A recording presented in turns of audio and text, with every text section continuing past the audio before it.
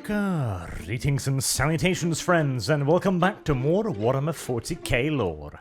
But today we are going to delve into yet another esoteric aspect of the 41st millennium, one rarely talked about to the point where some even think that they do not exist at all, namely, Chaos Space Wolves, traitorous sons of Leman Russ.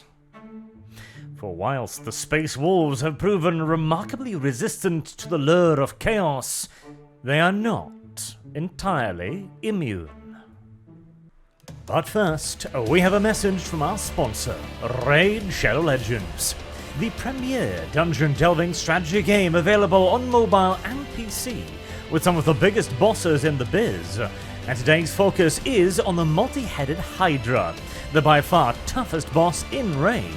So tough, in fact, the developers had to nerf the fearsome foursome, or technically the Sinister Six, as whilst there are only 4 heads on the field at a time, whenever one is destroyed, it is immediately replaced by one of its brethren.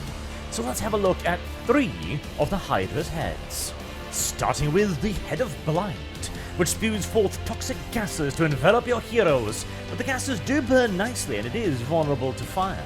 Or the Head of Mischief, which is a far more malignant foe than his name suggests, as rather than pranks and parlor tricks, it steals your buffs and then places it on its brethren, which might be its exact opposite, the Head of Wrath, which is by far the most straightforward of the bunch, as it simply gets very mad and hits you a bunch of times before charging up a triple damage team-wiping slam.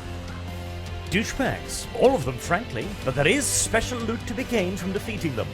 And now, with the addition of the new game mode Hydra Clash, where clans compete to see who can deliver the most damage to the serpentine bog beasts, there's more reason than ever to try to build a Hydra team. There is also some incentive for new players to join up as well, as the Hydra is a bit of a higher level challenge, as new players to Raid can enter the code JTSkin to get access to an exclusive collaboration skin for the Stag Knight, designed by famous YouTuber and all-round good dude, JonTron. You will even get the champion too, giving you a leg up in starting Raid.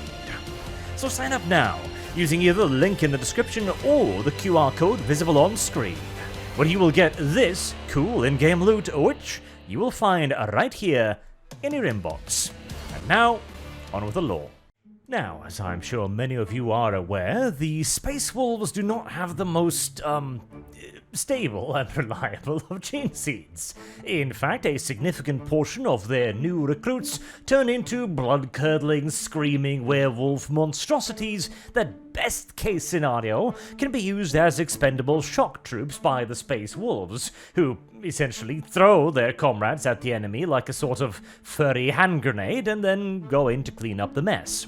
Worst case scenario, the aspirant is either going to have to be put down by those who would have been his brothers were fate only a bit kinder to him, or he will die during the transformation process from a neophyte to a battle brother. This instability, the Canis Helix, has been with the Space Wolves ever since they were a legion, and has bothered some of their formations more than others, with the 13th Great Company suffering from it to the extent that they had to be hid away in the only place the Imperium would never look for them, the Eye of Terror. But we might return to that point a little bit later, as when the other legions were being broken up into chapters after the Horus Heresy, an attempt was made to form new chapters from Leman Russ's gene seed as well. This first attempt was dubbed the Wolf Brothers. Very little information remains about this chapter, its color scheme, its organizational structure, whether or not it would have been a Codex-compliant chapter, as, of course, their parent chapter, the Space Wolves, are rather famous for their, creative interpretation of the Codex Astartes rules and regulations, as the Wolf Brothers were forcibly disbanded on the order of the then not quite yet Inquisition. The Wolf Brothers were originally slated for execution, every last single one of them, but several escaped mysteriously, as if forewarned.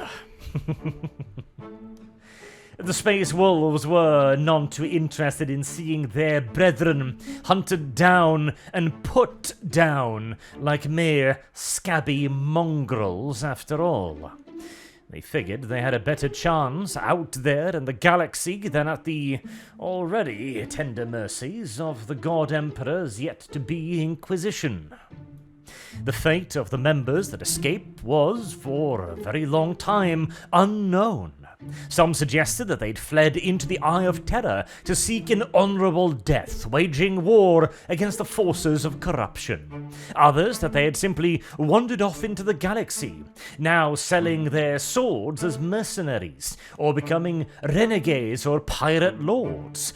And darker rumours still persisted as well, that many of them, well, had been condemned for a very, very good reason. Now, the actual, official reason for the condemnation of the Wolf Brothers was because the Canis Helix went into overdrive in the chapter.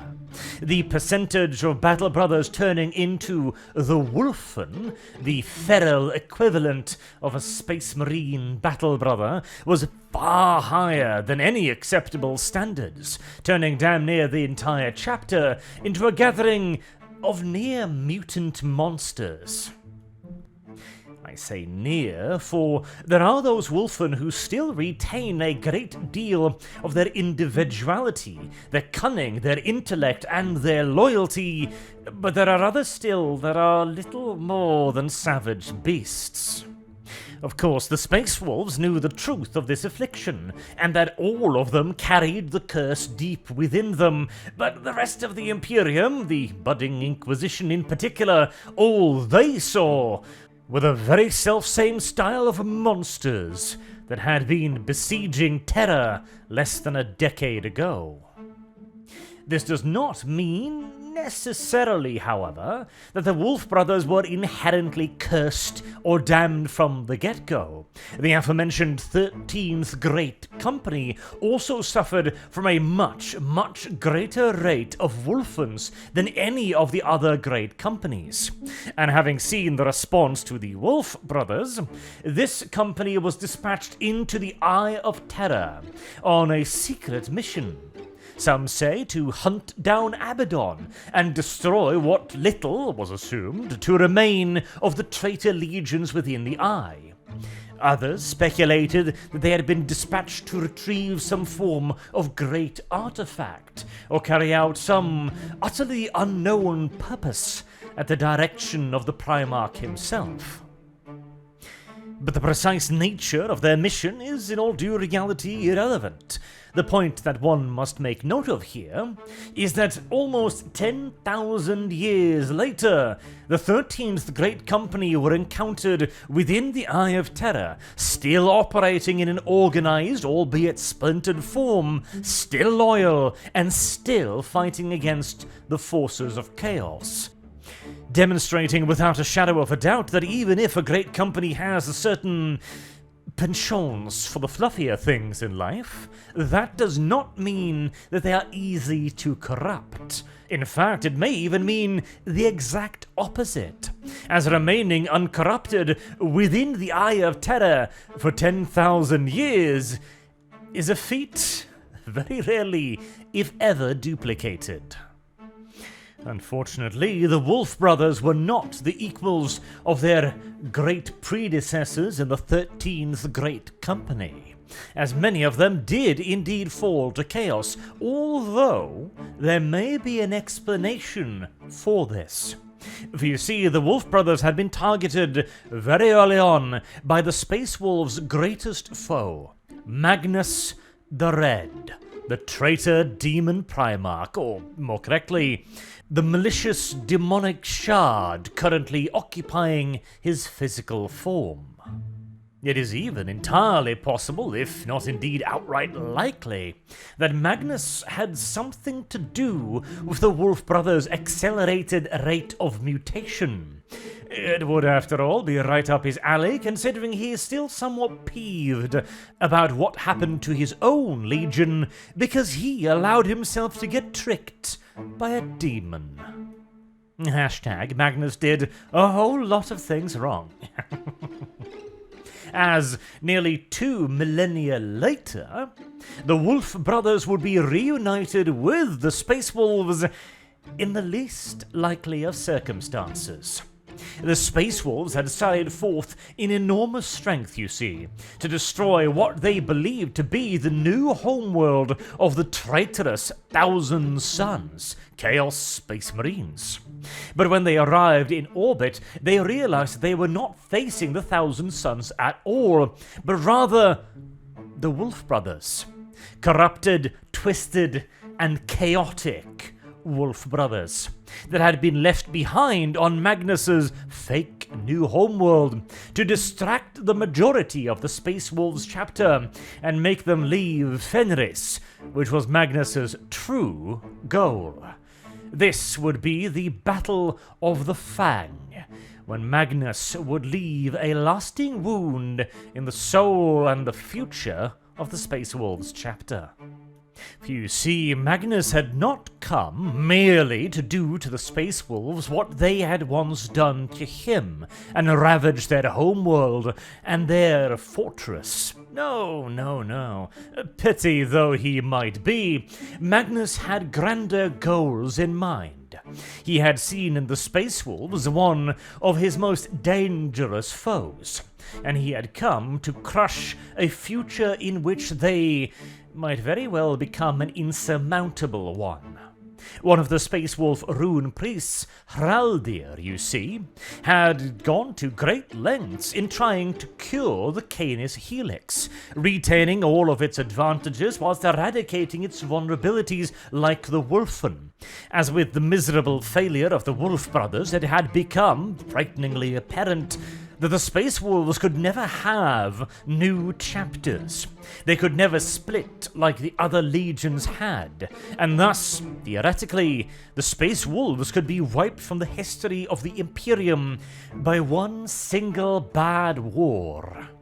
An ignoble fate at best. And Hraldir had pretty much arrived at the solution to the problem. He had solved it, or at the very least, he was within weeks, months, or days of doing so. It was this research, this equipment, and this Space Wolf rune priest that Magnus had come to destroy. And he succeeded. By the time the remnants of the Thousand Suns were driven from Fenris, Magnus had destroyed the gene laboratories. He had ruined all the samples, all the research, all of the tests, and he had killed Hraldir. It had cost Magnus what little remained of his legion to do so, but he had prevented a future in which the Space Wolves could procreate and fill the galaxy with others thirsting for vengeance against the Emperor's one-eyed son. He must have been mighty pleased with himself. But apparently Magnus, the all-seeing demon Primarch of Tzeentch, failed to spot, Belisarius Cawl crawling out of some GW writer's darkest crevices to cure all of the various chapters' flaws and fix the Canis Helix just like that, creating the Space Wolf's first successor chapter, the Wolf Spear. God, I hate Cawl so much. Anywho, the Battle of the Fang or the Wolf Spears are not really the subject of today's video. So having now talked about the lamentable fate of the Wolf brothers, let's talk about a couple more examples of Chaos Space Wolves, as there are at the very least 2 other documented ones. The first, and the oldest, is Skyrar's Dark Wolves. They were first introduced back in the 4th edition of the Chaos Space Marine Codex, before a lot of the Space Wolves' own lore were fully fleshed out, and so the Space Wolves were simply seen as another source of Chaos Space Marines like everybody else. And that is, in essence, what Skyrar's Dark Wolves are. There's nothing particularly special about their backstory. They are simply a band of renegade Space Marines, now in the service of the Dark Gods, as their origin is shrouded in mystery. Some say that they were an element of the Space Wolves chapter, banished from Fenris for some unimaginable slight or failing. Not an impossible thing by any stretch of the imagination. There are several examples throughout Astartes' history of individuals, groups, or even large portions of chapters being banished from their parent chapter and written out of their chronicles and annals over failures, real or imagined at times. But of course, all stories need at least the possibility of redemption. And so usually these banished groups are given some sort of Herculean task, some near impossible, unfeasible mission, that if they somehow manage to succeed in pulling off, well, then that must mean the God Emperor himself has forgiven any transgression that they may have committed. And so they will be welcomed back into the ranks of their parent chapter. But of course, the thing with impossible missions is that they're often, well, impossible. That may have been the fate of Skyrar's Dark Wolves, as they were supposedly dispatched to the Eye of Terror to carry out this task.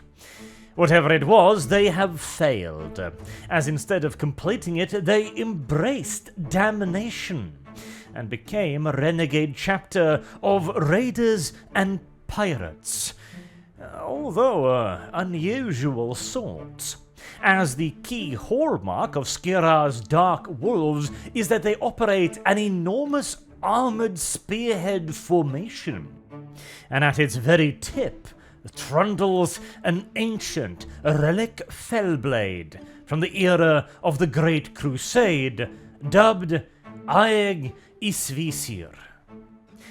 This is all highly irregular on multiple levels. First and foremost, a disgraced formation of Space Wolves would probably not be dispatched to the Eye of Terror with a sizable portion of the chapter's armoured reserves. Now again, the Space Wolves don't exactly play by the rules of the Codex Astartes, and so they may be in possession of far more armour than any regular chapter, but even so, Astartes' armour is a rare and precious resource, not easily replaced, and not given away at a whim. And a fellblade. I would be hard-pressed to see them give up such a weapon, especially to a pensioned part of the chapter. There's also, of course, the small concern of how the hell they're keeping all of these tanks supplied, repaired, armed, and armoured, since, of course, armoured vehicles require a hell of a lot of maintenance, a hell of a lot of repairs, and a hell of a lot of ammunition as well. They would require specialized workshops. They would require dark text priests and engine seers to keep them operational. They would require a constant supply of promethium and high-grade ammunition as well.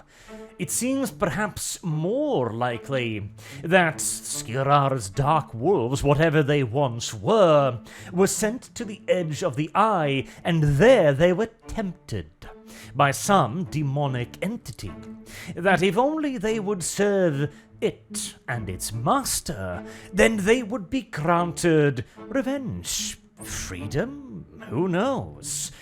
But whatever the promise made was, it apparently took the form of a great deal of tanks. Maybe they were offered something so tempting for a banished piece of the chapter as a home? Some dark Mechanicus world on the edges of the Eye, or even deep within it, where the Space Wolves would be allowed to reside, to rebuild their own little version of the Fang, so long as they agreed to carry out a few simple wishes for the world's Dark Masters. This theory is further strengthened by the fact that amongst the countless ruinous sigils and symbols daubed on their vehicles' hulls, usually in the bloods of conquered foes, is one known as the Otastufir.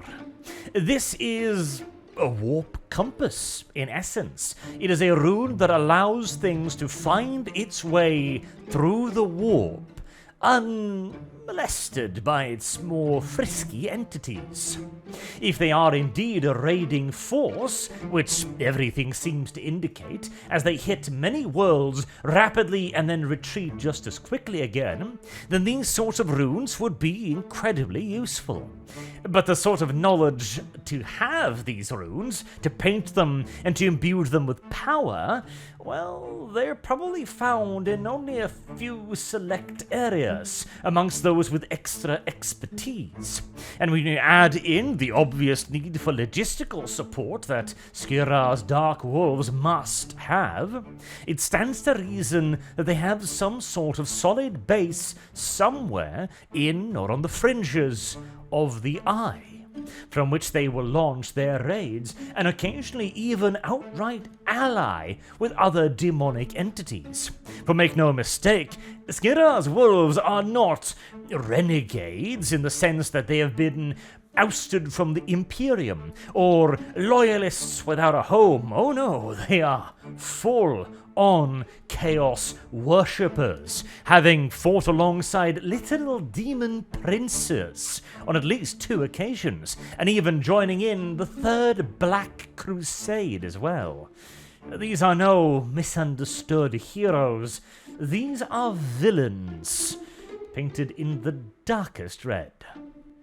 And unlike our next example, Skyrar's Dark Wolves are still out there, having managed to avoid the pursuit of their none-too-pleased cousins from their homeworld of Fenris. The second warband that we're going to talk about are the Blood Wolves. I'll give you precisely one guess as to which god they worship. And for a rather unusual, albeit sympathetic reason. You see, the Blood Wolves are turned to the worship of Khorne, not out of any, desperate need for blood, guts, or glory, but because they were so fed up with imperial bureaucracy that they figured they'd get things moving the only way they knew how, with their axes. And hey, to be fair, anyone who's ever encountered true bureaucracy can sympathize with their position. In essence, the Blood Wolves were turned traitors not because of magic or warp powers, but via the 40k equivalent of the DMV. That certainly is a unique motivation for joining the enemy of all life, but again, I can sympathize. Led into damnation by their wolf lord, Swain Wulfbard, the Blood Wolves began their reaving activities throughout the Imperium. But unlike Skyrar's Dark Wolves, these guys didn't have a planet in the warp to run home to. They were, in essence, isolated. Easy prey, perhaps even. And considering the damage they could do to the Space Wolves' image, this was an issue best dealt with swiftly. And so the great wolf Logan Grimnar himself gave the order to Harald Deathwolf to hunt down and destroy the Blood Wolves. All of them.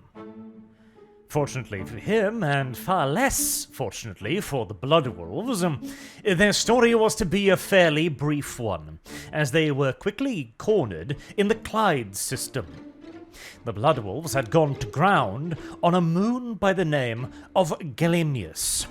It had extraordinarily challenging weather patterns, and they had perhaps hoped that they would simply be overlooked, bypassed, or that even if the Space Wolves found them, they would be unable to pinpoint their precise locations.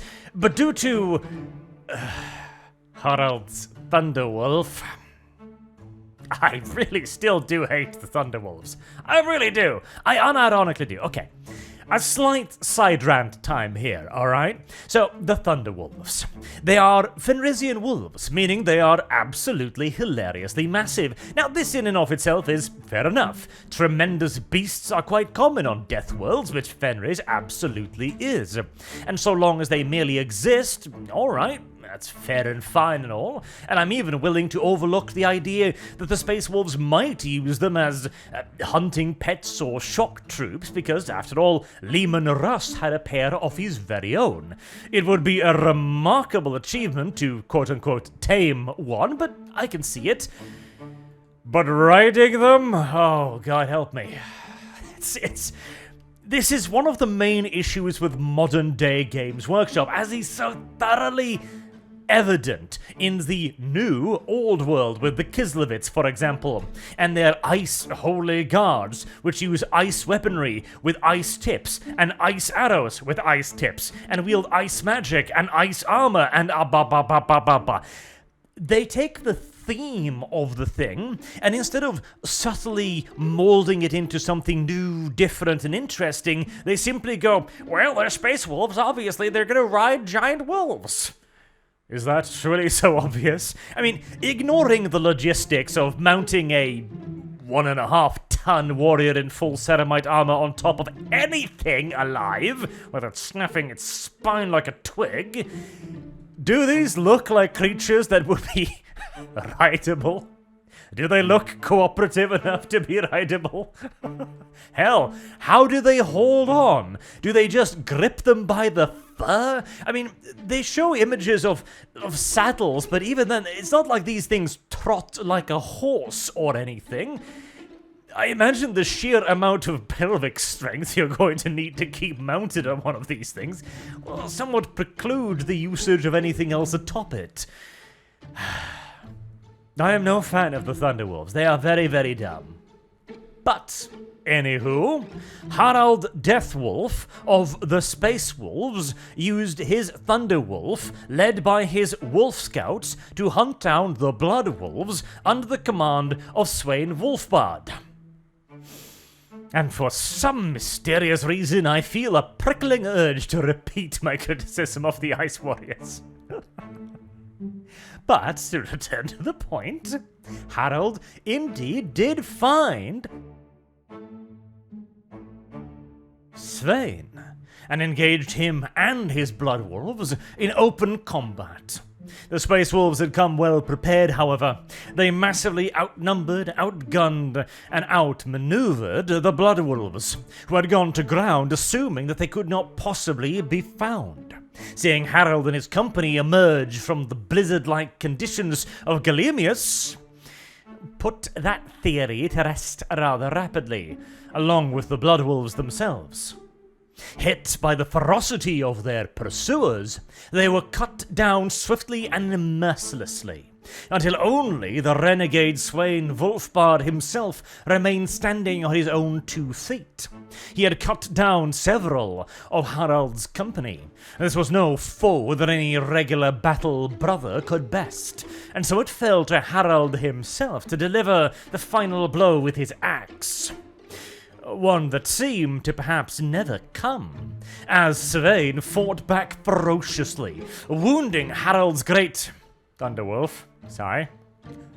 But, despite being dismounted, Harald was not so easily bested, and after a titanic duel, Sweyn was coming out the worse for it, bringing his axe down in a final death stroke just before the frost axe encountered Sweyn Wolfbard's now exposed head. A flash of brilliant lightning struck the two, and once the light cleared, Sweyn was simply gone, except for his weapon. Whether this was some cataclysmic effect of Harald's own weapon hitting him, and the absurd conditions, or whether or not it was the wrath of the God Emperor, or something darker still, stealing Sweyn away for its own personal goals, is unknown. But Harald saw this as a victory well won, and claiming his presumably defeated foe's frost axe, he fashioned it into a cybernetic jaw for his Thunderwolf that had its, carved by the renegade lord. And so ends the tale of the Bloodwolves. A short one, really, serving as little more than a pedestal upon which to hoist Harald yet further up into the heavens. But nevertheless, it is another example of renegade space wolves, and in this case outright heretical ones openly worshipping Khorne without any obvious sign of manipulation on behalf of, Magnus the Red or equivalent entities, demonstrating that even the wolves of Fenris can fall if placed under sufficient strain and stress, like, again, at the DMV. Though, to be fair to the Space Wolves, having only had 2 renegade chapters, or potentially not even chapter-sized formations, go crazy over the last 2,000 years, is a track record that pretty much any other chapter or ex-legion would be very, very jealous of. As clearly, there is something with the Canis Helix that is not entirely negative. It might even be that what at first appears a curse may actually be a blessing in disguise. A final gift from the Wolf Father, or the All-Father. Who can truly tell? Even though the whole Wolfen thing, well, it certainly does create some problems and some strained relationships with the rest of the Imperium on occasion. Anywho, until next time, I have been Arch. Thank you all very much for listening, and I do hope to see you all again soon. Till then, have a good day.